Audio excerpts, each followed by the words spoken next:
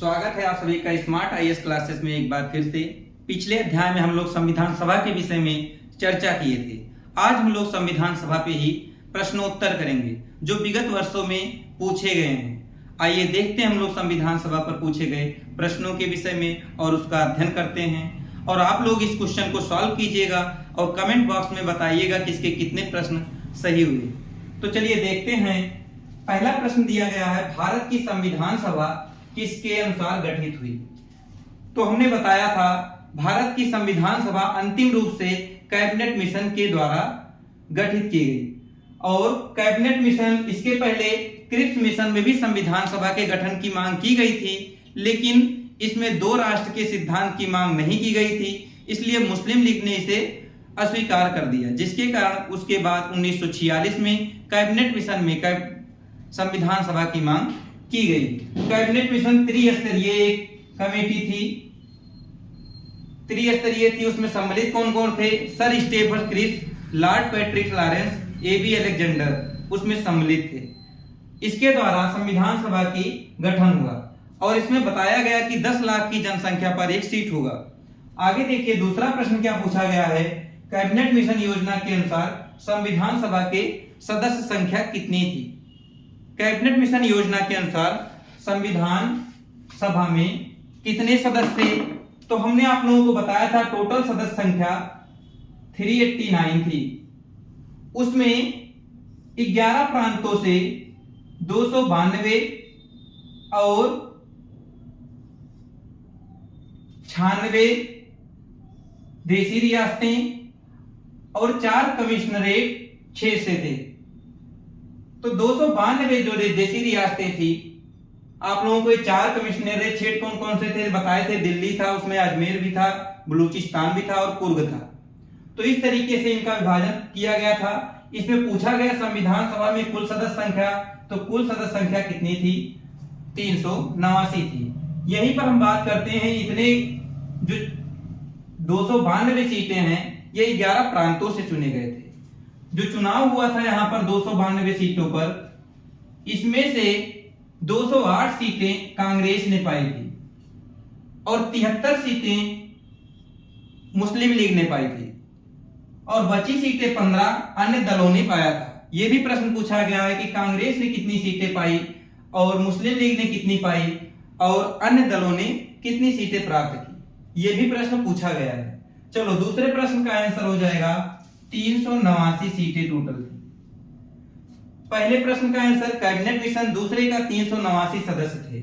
तीसरा क्वेश्चन कह रहा है पुनर्गठन के फलस्वरूप वर्ष 1947 में संविधान सभा में सदस्यों की संख्या कितनी थी?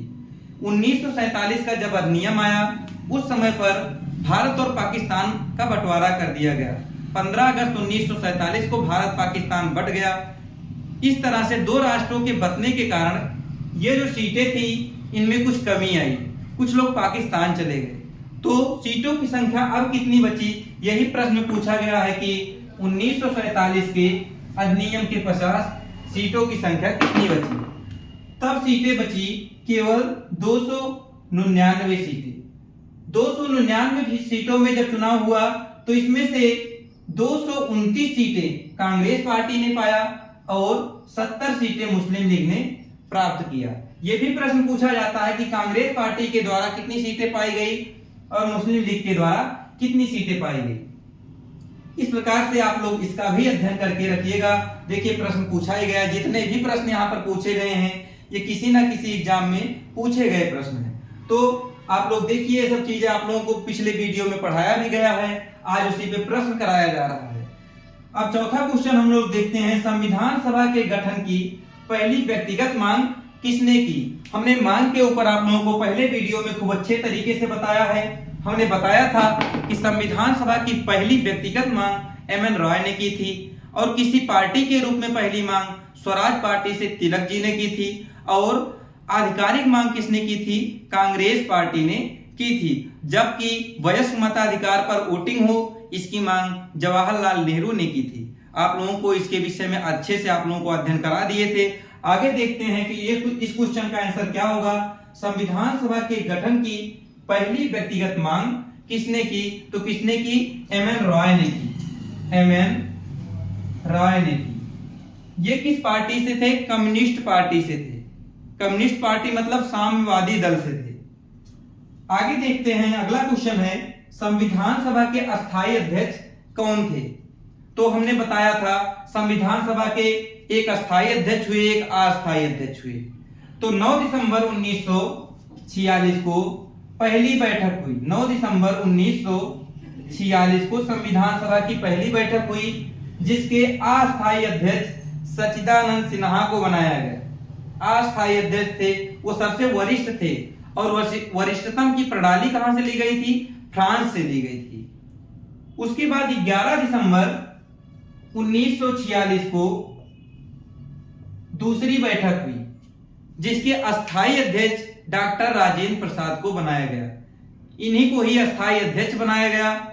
और उपाध्यक्ष किसे बनाया गया? एससी मुखर्जी को बनाया गया। आता है प्रश्न, उपाध्यक्ष किसे बनाया गया? एससी मुखर्जी को। और संवैधानिक सलाहकार किसे बनाया गया? बीएन राव को बनाया गया। ये तीनों प्रश्न बार बार पूछे जाते हैं, चारों प्रश्न। पहला तो अस्थायी अध्यक्ष डॉक्टर सच्चिदानंद सिन्हा, पहली बैठक 9 दिसंबर 1946, दूसरी बैठक 11 दिसंबर 1946। पहली बैठक की अध्यक्षता डॉक्टर सच्चिदानंद सिन्हा ने किया और दूसरी बैठक की अध्यक्षता डॉक्टर राजेंद्र प्रसाद ने किया। और संविधान सभा के उपाध्यक्ष एससी मुखर्जी।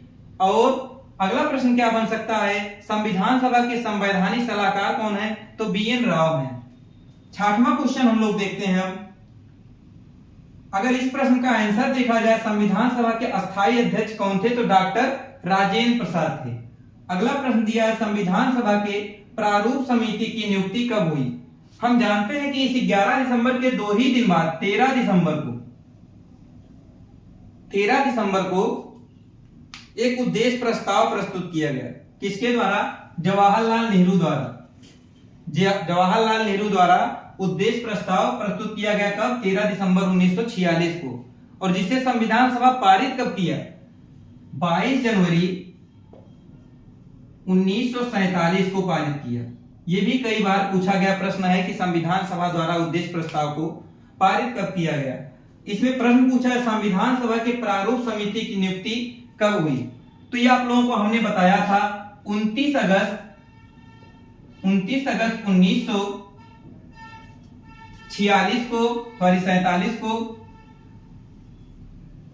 29 अगस्त 1947 को प्रारूप समिति की 29 अगस्त 1946 को प्रारूप समिति की नियुक्ति हुई। उसके बाद 30 अगस्त को इसे सर्वसम्मति से स्वीकार कर लिया गया। और इस प्रारूप समिति के अध्यक्ष कौन थे? तो डॉक्टर भीमराव अंबेडकर जी थे। प्रारूप समिति के अध्यक्ष डॉक्टर भीमराव अंबेडकर जी थे। इसमें कितने सदस्य थे? डॉक्टर भीमराव अंबेडकर को लेकर के 7 सदस्य थे। और जितने भी इनके सदस्य हैं, कहीं ना कहीं उनके नामों में कृष्ण जी के अवतार का नाम शामिल है। जैसे टीटी कृष्णाचारी, इस प्रकार से माधवराव, तो इनके नामों में कहीं ना कहीं कृष्ण जी का नाम शामिल है। अगर प्रश्न आएगा निम्नलिखित में से कौन से सदस्य सम्मिलित हैं, तो आप देख लीजिएगा कि कृष्ण जी के नाम जो होंगे वही इसमें सम्मिलित होंगे। आप लोगों को याद करने का एक तरीका है। आगे हम बात करें तो इसी प्रारूप समिति को अन्य नाम से भी जानते हैं। जैसे किस नाम से? मसौदा समिति। और किस नाम से? पांडुलेखन समिति। आप लोग इसको भी ध्यान रखिएगा, प्रारूप समिति को किस किस नाम से जानते हैं? मसौदा समिति और पांडुलेखन समिति। अगला क्वेश्चन देखते हैं हम लोग, संविधान सभा में उद्देश्य प्रस्ताव किसने प्रस्तुत किया? अभी हमने ऊपर बताया उद्देश्य प्रस्ताव 13 दिसंबर 1946 को प्रस्तुत किया गया था। किसके द्वारा? जवाहरलाल नेहरू के द्वारा प्रस्तुत किया गया था। और 22 जनवरी 1947 को इसे पारित कर दिया गया। तो इसका आंसर हो जाएगा जवाहरलाल नेहरू। अगला प्रश्न दिया है, किस व्यक्ति ने वयस्क मताधिकार के आधार पर संविधान सभा के गठन की मांग की? तो हमने बताया था कि जवाहरलाल नेहरू ने वयस्क मताधिकार के आधार पर 1938 में मांग की थी कि वयस्क मताधिकार के आधार पर संविधान सभा का गठन हो, जिसे 1940 में उद्देश्य प्रस्ताव में मान भी लिया गया था। उसी के बाद 1942 में क्रिप्स मिशन भारत आया। आगे देखते हैं, तो इस प्रश्न का आंसर क्या हो जाएगा? संविधान सभा के उद्देश्य प्रस्ताव किसने प्रस्तुत किया? जवाहरलाल नेहरू ने प्रस्तुत किया। किस व्यक्ति ने वयस्क मताधिकार के आधार पर संविधान सभा के गठन की मांग की? जवाहरलाल नेहरू ने मांग की।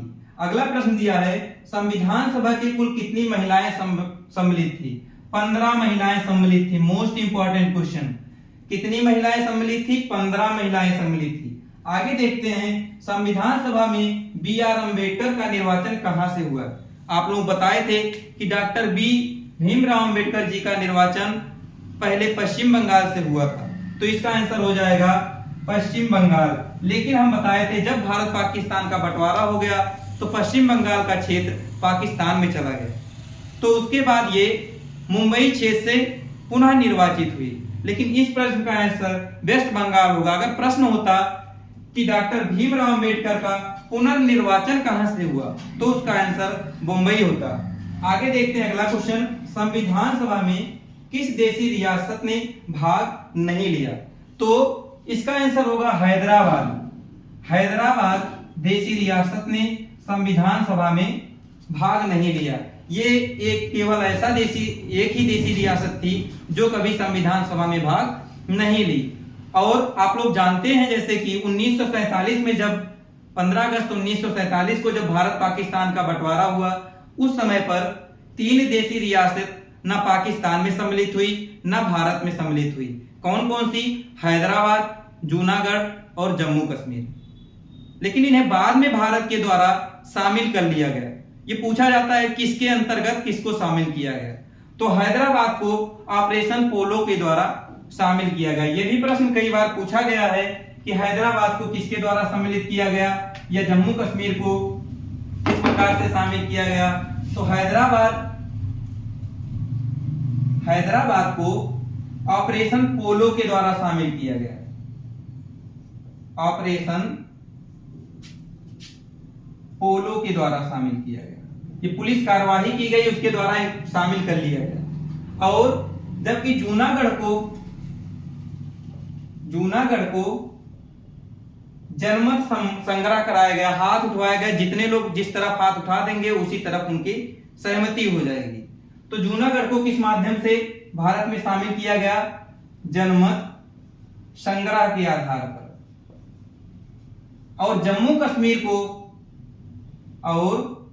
कश्मीर को किस आधार पर भारत में शामिल किया गया? विलय संधि के आधार पर। उस समय के राजा हरि सिंह थे, उन्हीं के समय में विलय हुई किसका? जम्मू कश्मीर देशी रियासत का भारत में विलय हुआ। तो विलय संधि पर हस्ताक्षर किए इन्होंने और जम्मू कश्मीर को भी भारत में मिला लिया गया। ये तीनों प्रश्न बार बार पूछे जाते हैं, किसको कब कैसे मिलाया गया। तो हैदराबाद को ऑपरेशन पोलो के द्वारा, जूनागढ़ को जनमत संग्रह के द्वारा और जम्मू कश्मीर को विलय संधि पर हस्ताक्षर के द्वारा भारत में मिला लिया गया। इससे संबंधित और भी प्रश्न बन सकते हैं, जैसे संविधान सभा द्वारा इसे अंगीकृत कब किया गया? 26 नवंबर 1949 को अंगीकृत किया गया। या संविधान सभा द्वारा पारित कब हुआ? तो 26 जनवरी 1950 को इसे पारित हुआ। और प्रश्न इसमें बन सकता है, कितने देशों से हमारा संविधान लिया गया है? 60 देशों से लिया गया है। कितने टाइम लगे इसको बनाने में? तो 2 वर्ष 11 माह 18 दिन लगा। कितने अनुच्छेद बने? तो आप लोग बताए थे कि 26 नवंबर 1949 को ही 16 अनुच्छेद ऐसे थे जो तुरंत लागू कर दिए गए थे, लेकिन 26 जनवरी 1950 के बाद 395 अनुच्छेद, 8 अनुसूची तथा 22 भाग संविधान में जोड़े गए। बाद में वर्तमान समय में 450 से ज्यादा अनुच्छेद, 12 अनुसूची और 25 भाग हैं। इस तरीके से आप लोग संविधान सभा के विषय में बनने वाले प्रश्नों का अच्छे से अध्ययन कर लिए। आप लोग अब कमेंट बॉक्स में बताइएगा आपके कितने प्रश्न सही हुए। और अगला वीडियो आप लोगों को संविधान के स्रोत के ऊपर मिलेगा। तो आज के लिए बस इतना ही। जय हिंद, जय भारत, बने रहिए। Thank you.